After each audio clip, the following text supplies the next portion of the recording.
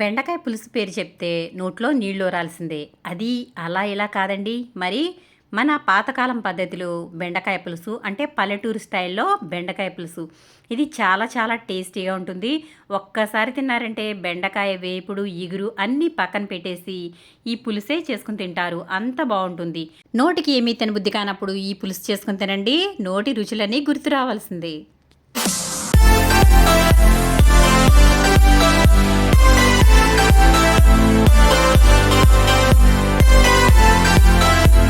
నోరు రుచిగా అనిపించినప్పుడు, ఏది తిన్నా రుచి తెలియనప్పుడు, అలాగే జ్వరం వచ్చిన తర్వాత, జ్వరం తగ్గిన తర్వాత ఏమీ తినబుద్ధి కాదు గదా! మరి ఆ సమయంలో ఈ బెండకాయ పులుసు తిన్నారంటే, మొత్తం నోటికి పోయిన రుచులన్నీ కూడా వచ్చేస్తాయి. మరి ఈ టేస్టీ బెండకాయ పులుసు ఏ విధంగా తయారు చేసుకోవాలో చూసేద్దాం. ముందుగా నేనిక్కడ బెండకాయలైతే ఒక పావు కేజీ తీసుకున్నాను. పావు కేజీ బెండకాయలని శుభ్రంగా నీళ్ళలో వేసి వాటిని రుద్ది కడుక్కోవాలి. ఎందుకంటే బెండకాయ మీద నూగుంటుంది కదా!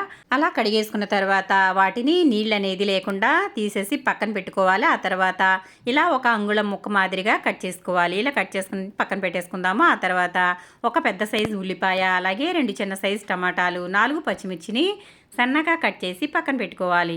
ఆ తర్వాత ఒక గిన్నె తీసుకోవాలి. నేను ఇక్కడ కుక్కర్ గిన్నె అయితే తీసుకున్నాను. ఇది మందంగా ఉంటుంది కాబట్టి ఇదైతే తీసుకున్నాను. మీరు ఏ గిన్నె అయినా పర్వాలేదు.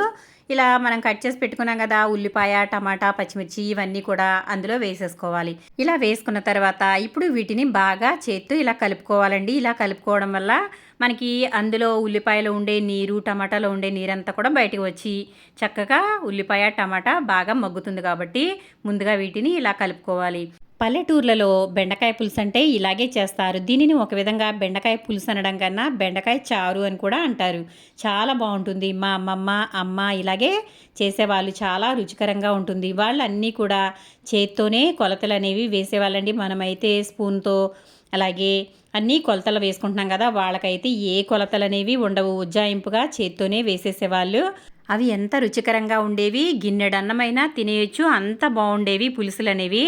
మరి మనమైతే ఇన్ని రకాలు వేసి చేస్తున్నా కూడా కర్రీ ఒక్కొక్కసారి మన ఇంట్లో వాళ్ళు ఇలా ఉందేంటి, అలా ఉందేంటి అంటారు. కానీ ఆ కాలంలో చేత్తోనే అన్నీ చక్కగా చేసేవాళ్ళు. తక్కువ నూనె వేసి కూడా చాలా రుచికరంగా వంటలు చేసేవాళ్ళు. మరి అటువంటివి మనం కూడా తిన్నట్లయితే ఆరోగ్యానికి ఆరోగ్యం, మనకి రుచికి రుచి ఉంటుంది. చూసారు కదా, నేను ఇక్కడ ఉల్లిపాయ, టమాటా బాగా కలిపేసుకున్న తర్వాత అందులోనే కొంచెం ఉప్పు అయితే వేసాను. ఉప్పు వేసుకున్న తర్వాత కూడా బాగా కలిపేసుకోవాలి. ఇలా కలుపుకున్న తర్వాత కొంచెం పసుపు వేసుకున్నాను. ఒక పావు స్పూన్ అయితే పసుపు వేసాను. అలాగే ఇక్కడ కారాన్ని నేను ఇక్కడ 2 స్పూన్ల వరకు వేసాను. కారం కొంచెం ఉంటేనే బాగుంటుంది కాబట్టి ఈ పులుసు అనేది. కారం అయితే 2 స్పూన్లు అయితే వేసాను. ఆ తర్వాత మనం కట్ చేసి పెట్టుకున్న బెండకాయ ముక్కలు కూడా ఇందులో వేసేసుకోవాలి. కొంచెం కరివేపాకు కూడా నేను ఇందులోనే వేసేసాను. ఆ తర్వాత మనం చివరిలో కూడా కరివేపాకు వేసుకుందాం. ఇలా అయితే అన్నీ కూడా వేసేసి బాగా కలిపేసుకోవాలి. ఇలా కలిపేసి చక్కగా మనం స్టవ్ మీద పెట్టేసి చక్కగా దీనిని ఉడికించుకోవాలి. చూసారు కదా, పాతకాలంలో అన్నీ కూడా ఇలాగే కలిపి పెట్టేవాళ్ళండి కూరలు. చాలా రుచికరంగా ఉండేవి. చూసారా, నేను ఇక్కడ అలాగే చేత్తో కలుపుతున్నాను. కొన్ని కొన్ని వంటలు చేత్తో ఇలా కలిపి పెడితేనే చాలా రుచికరంగా ఉంటాయి. అలా కలిపి పెట్టే వాటిలో ఇలా బెండకాయ, వంకాయ ఏదైనా కొన్ని మీరు కూడా ఇలా కలిపి పెట్టి చూడండి. రుచి అనేది చాలా బాగుంటుంది. చూసారా, ఇలా అయితే నేను అంతా కలిపేసుకున్న తర్వాత వాటర్ అయితే వేసాను. బెండకాయ ముక్కలు ములిగే వరకు వాటర్ వేసి గిన్నెతో ఇలా కదుపుతున్నాను. మరి ఇది చేత్తో కలిపినట్లయితే బెండకాయ జిగురు వస్తుంది కాబట్టి నేనైతే గిన్నెతో కలిపాను. ఆ తర్వాత మనం కొంచెం అయితే వాటర్ వేసేసుకోవాలి. ఇలా వాటర్ వేసుకున్నాక నేను ఇక్కడ ఒక పెద్ద సైజు నిమ్మకాయ అంతా చింతపండుని ఇలా శుభ్రంగా కడిగి నానబెట్టుకుంటున్నానండి. ఇది మనకి చింతపండు పులుసు అనేది కావాలి కాబట్టి ఈ చింతపండుని నానబెట్టేసుకుందాం. ఈలోపు మనం కలిపి పెట్టుకున్నాం కదా బెండకాయ ముక్కలు, ఉల్లిపాయ ముక్కలు ఇవన్నీ కూడా, ఇదైతే మనం గిన్నె స్టవ్ మీద పెట్టేసి చక్కగా దీనిని ఉడకనిచ్చేద్దాం. ఇది అస్సలు కలిపే పని అయితే ఉండదు. ఈ విధంగా మూత పెట్టుకుని పొంగొస్తుంది అన్నప్పుడు మూత అయితే తీసేసుకోవాలి. ఇలాగ బాగా ఉడకనివ్వాలి. ఇలా ఉడికినట్లయితే చక్కగా మనకి కూర అనేది రుచిగా ఉంటుంది. ఇలా అంతా ఉడికిపోయిన తర్వాత ఇప్పుడు మనం నానబెట్టుకున్న చింతపండుని పిప్పు అనేది లేకుండా రసం అయితే తీసేసి మనకి ఎంత పులుసు అయితే కావాలో అంత పులుసు అయితే ఇందులో పోసేసుకోవాలి. చూడండి, నేను ఇక్కడ ఇలా అయితే సగం వరకు అయితే పెట్టాను. చక్కగా ఈ పులుసు చాలా టేస్టీగా ఉంటుంది. ఒక్కసారి తిన్నారంటే అస్సలు వదిలిపెట్టరండి. దీంట్లోకి ఇంకా పక్కన నంచుకోవడానికి ఏమీ అవసరం లేదండి. అంత బాగుంటుంది ఈ పులుసు. చూసారా ఎంత చక్కగా కలపలా కాగుతుందో చూడండి ఒకసారి.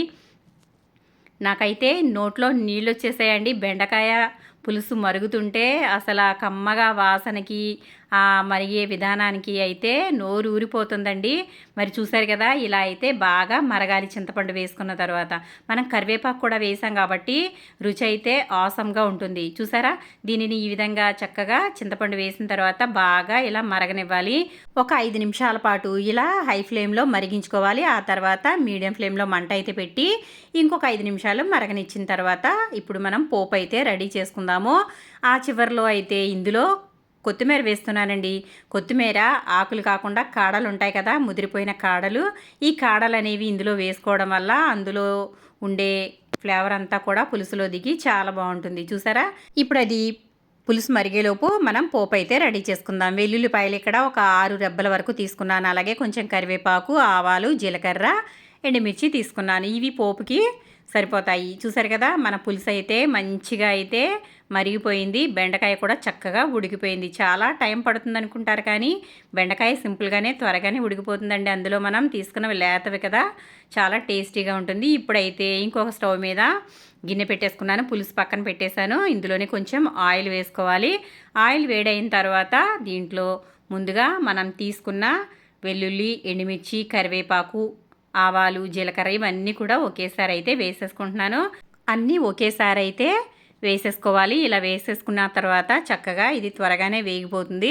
ఇలా వేసుకుని పోపు అయితే చక్కగా వేగనివ్వాలి. పులుసు అయితే నాకు ఇక్కడ పులుసు పొంగించేటప్పుడు కొంచెం అయితే పొంగిపోయిందండి స్టవ్ మీదకి. ఇదంతా నేను పోపు పెట్టిన తర్వాత అయితే క్లీన్ చేసేసుకుంటాను. చూసారు కదా, మన పోపు అయితే చక్కగా రెడీ అయిపోయింది. ఈ విధంగా కొంచెం అయితే ఆవాలు చిటపటమనే వరకు కూడా వేయించుకోవాలి. ఇలా వేయించుకున్న తర్వాత చివర్లో దీంట్లో మెంతి పొడి అయితే వేసుకోవాలండి. చాలామంది ఇంగువ వాడుతూ ఉంటారు కదా, కానీ ఇక్కడ నేను వాడేది మెంతి పొడి. ఈ విధంగా మనం చింతపండు పులుసులు పెట్టుకున్నప్పుడు మెంతి పొడి వేసుకోవడం వల్ల ఆ రుచి అనేది చాలా బాగుంటుంది.